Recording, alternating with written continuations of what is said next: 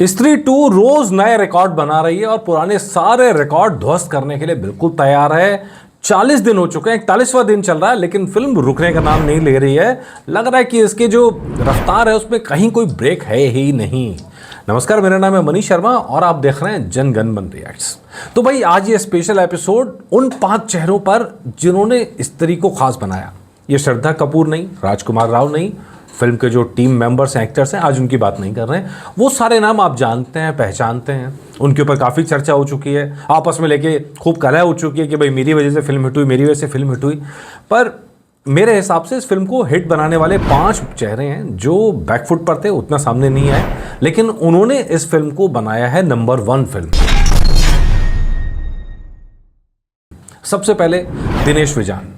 देखिए जी, मैडॉक फिल्म के बारे में मैंने जितने एपिसोड किए हैं, मैं हर एपिसोड में आपको बताता रहूं कि भाई मैं इनकी रणनीति का, स्ट्रेटजी का कायल हूं, क्योंकि मुझे लगता है कि जिस तरह की स्ट्रेटजी क्रिएट की गई है हॉरर कॉमेडी जोनर के लिए, वो बहुत शानदार थी और उसके तहत पूरा यूनिवर्स खड़ा कर दिया है और उस यूनिवर्स का नतीजा आपको अब दिख रहा है। 18 के अंदर आई थी स्त्री, जब आई थी, और उस समय ये बड़ा शक था यार फिल्म चलेगी नहीं चलेगी। एक यूनिवर्स के बारे में चर्चा शुरू हुई थी कि यार ये यूनिवर्स चलेगा, पता नहीं क्या होगा। लेकिन विजान साहब ने अपने मैडॉक बैनर के तहत इस पर पूरी तरह से यकीन किया, और तब भी यकीन किया जब रूही पिट गई। तो वो स्टैंड अलोन फिल्म थी, अब तक उसका कैरेक्टर कहीं और यूज़ नहीं हुआ है, लेकिन कोई भरोसा नहीं कि आगे कहीं यूज़ हो जाए। लेकिन वो फिल्म पिट गई। उसके बाद लगता था कि यार आदमी बैकफुट पर चला जाएगा, कुछ करेगा नहीं। लेकिन फिर आप देखिए, भेड़िया आ गई, मुंजिया आ गई, और उसके बाद अब स्त्री 2 आ गई। स्त्री 2 ने जिस तरह रिकॉर्ड्स बनाए हैं, उसके बाद एकदम क्लियर है कि भाई वो विज़न जो विजान साहब का था वो शानदार है, जानदार है। इसलिए मेरे हिसाब से इस फिल्म को नंबर 1 पर लाने वाले अगर कोई शख्स पहले नंबर पर हैं, वो हैं दिनेश विजान। नंबर 2 पर हैं अमर कौशिक, जो फिल्म के डायरेक्टर हैं। अगर आप देखेंगे, मतलब बहुत कम फिल्में होती हैं, और खासकर हॉरर जो जनर की फिल्में होती हैं, बहुत कम फिल्में होती हैं जिनको अच्छी रेटिंग भी मिलती है।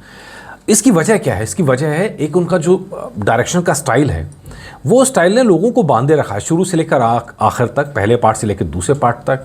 और जिस तरह कहानी को बढ़ाया गया आगे, वो भी बहुत शानदार है।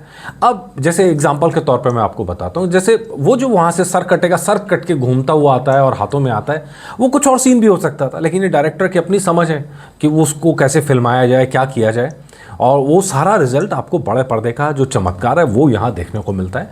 ये कुल मिलाकर अमर कौशिक साहब हैं, जिनका ये खास स्टाइल है कि कॉमेडी और हॉरर दोनों को ऐसे मिक्सअप करा जाए कि पर्दे पर चमकते हुए बाहर आ जाए, और वो आपको यहाँ नज़र आ रहा है। और इसीलिए मुझे लगता है कि इस लिस्ट में मेरे हिसाब से नंबर 2 पर अमर कौशिक हैं, जिन्होंने इस फिल्म को नंबर 1 बनाने में मदद की है।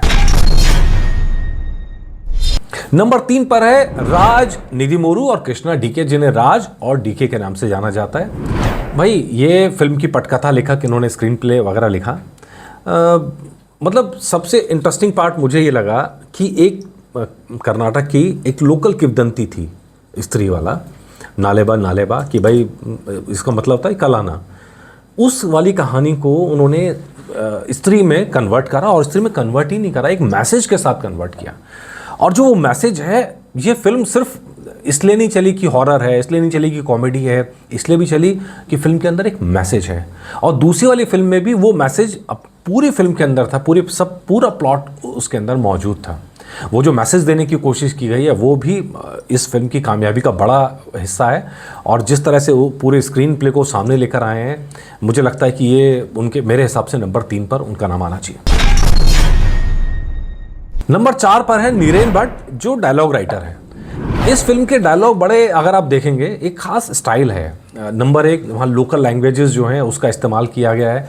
पूरी फिल्म ऐसा नहीं लगता है किसी बड़े शहर में फिल्माई गई है, वो डायलॉग्स में अंदर ध्यान रखा गया। और साथ में जो छोटे छोटे डायलॉग्स आते हैं, कॉमेडी लेके आते हैं, और ऐसे मौके पे डायलॉग्स में कॉमेडी आती है जहाँ आप उम्मीद नहीं कर सकते। मतलब लड़की को भूत उठा के लेके जा रहा है और वहाँ डायलॉग्स में कॉमेडी चल रही है, मतलब वहाँ डर की जगह कॉमेडी का आतंक चल रहा है वहाँ पर। तो ये इस तरह की चीज़ें जो डाली गई हैं, वो छोटे छोटे, और ऐसा नहीं है कि जो डायलॉग्स हैं जो कॉमेडी वाले सिर्फ प्लेन कॉमेडी है, बहुत जगह सटायर है उसके अंदर, और जो सिचुएशंस के बेस कॉमेडी होती है वो है। तो कुल मिलाकर उन डायलॉग्स का बहुत बड़ा हाथ है फिल्म को नंबर 1 पर पहुंचाने में। इस लिस्ट में नंबर 5 पर है सचिन जिगर, संगीत के जादूगर। उनके म्यूजिक ने इस फिल्म में जान डाल दी है। मतलब म्यूज़िक भी ऐसा नहीं है कि मतलब आज जिसको आप कहते हैं कि बहुत शहरी है, मॉडर्न है, लेकिन देसी टच लिए हुए जो म्यूज़िक इसके अंदर आया है, वो पूरा म्यूज़िक, गाने सब मिला के अगर आप देखेंगे, वो म्यूज़िक ऐसा है, म्यूज़िक हिट हुआ, म्यूज़िक के साथ साथ हम देखते हैं जिन फिल्मों का म्यूज़िक चलता है वो फिल्में भी खूब चलती हैं।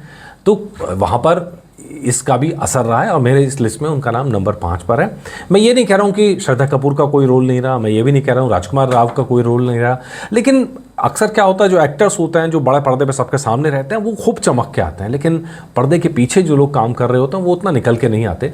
और इसीलिए एपिसोड लाया कि भाई ये लोग भी हैं, मतलब जिनका इस लिस्ट के अंदर नाम है, जिन्होंने इस फिल्म को नंबर 1 बनाया है। और जाहिर तौर पर 580 करोड़ 41 दिन, और ये सिलसिला अभी जारी है, फिल्म रुकी नहीं है, थमी नहीं है, और अभी फिल्म चलेगी, आगे चलेगी।